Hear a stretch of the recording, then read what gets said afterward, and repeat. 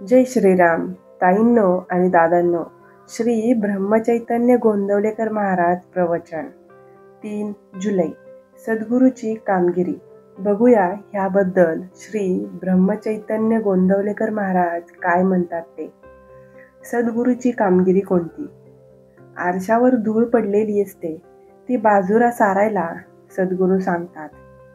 आपले चुकते कुठे ते सद्गुरू सांगतात. सद्गुरू आपल्याला मार्गाला लावतात. स्वप्नामध्ये तलावात पडला म्हणून ओरडू लागला, तो जागा झाल्यावर ओरडायचा थांबला. सद्गुरू जागे करण्याचे काम करतात. मला करायचेच काही उरले नाही असे ज्याने म्हटले त्याने सद्गुरू खरोखर केला असे म्हणावे. एकदा सुखवस्तू गृहस्थ मी स्वस्त आहे असे म्हणतो, पण ते काही खरे नाही.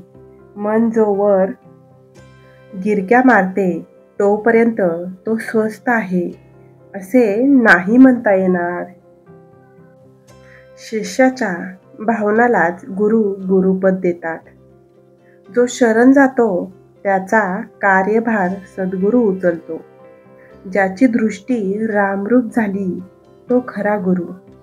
जे चिरकाल टिकते ते गुरुपद समजावे. खरोखर सद्गुरू म्हणजे मूर्तिमंत नामच होय. गुरुने सांगितलेले अक्षरश पाळणे हेच खरे साधन.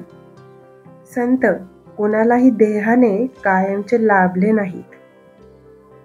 संतांना भगवंताचा जो ध्यास असतो तो महत्वाचा आहे. पुष्कळांना संतांची गाठ पडते, परंतु सत्संगतीचे महत्त्व न कळल्यामुळे बहुतेकांना त्यापासून जो व्हायला पाहिजे तो फायदा होत नाही. आपली जी कर्तव्ये ठरली आहेत ती आपण बरोबर करावीत. व्यापार थोडक्या प्रमाणात केला तर पुढे वाढतो. त्याप्रमाणे कर्तव्य करीत गेल्याने फलाची आशा आपोआप सुटेल. आपले कर्तव्य कोणते ते सद्गुरू आपल्याला दाखवून देतात. रथ आहे खरा, पण जर त्याला सारथी म्हणजे चालवणारा नसेल तर रथ कुठेतरी जाईल. गाडी माझी आहे म्हणून ती मालकाला चालविता येणार नाही. साधी बैलगाडी सुद्धा चालविता येणार नाही. आपला देह मनुष्य आपल्या मनाने चालवितो आणि खड्ड्यामध्ये पडतो. सद्गुरू हे गाडी वाहनाचे काम करतात आणि आपल्या देहरूपी गाडीला योग्य रस्त्यावरून नेतात.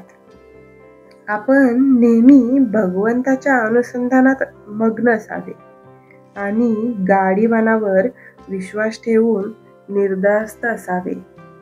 मग कसलाच धोका उरणार नाही. आपल्या नशिबात जेवढे मिळायचे असेल तेवढेच आपल्याला मिळणार अशी वृत्ती बनवून आपले हवेपण कमी होईल.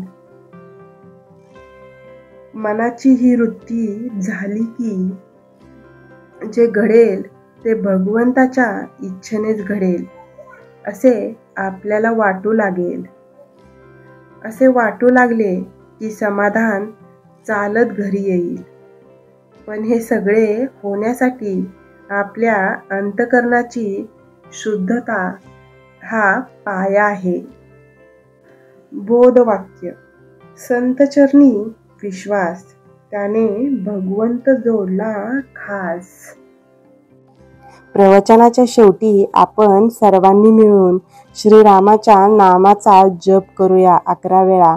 श्रीराम जय जय राम, श्रीराम जय जय राम, श्रीराम जय जय राम, श्रीराम जय जय राम, श्रीराम जय जय राम, श्रीराम जय जय राम, श्रीराम जय जय राम, श्रीराम जय जय राम, श्रीराम जय जय राम, श्रीराम जय जय राम, श्रीराम जय जय राम.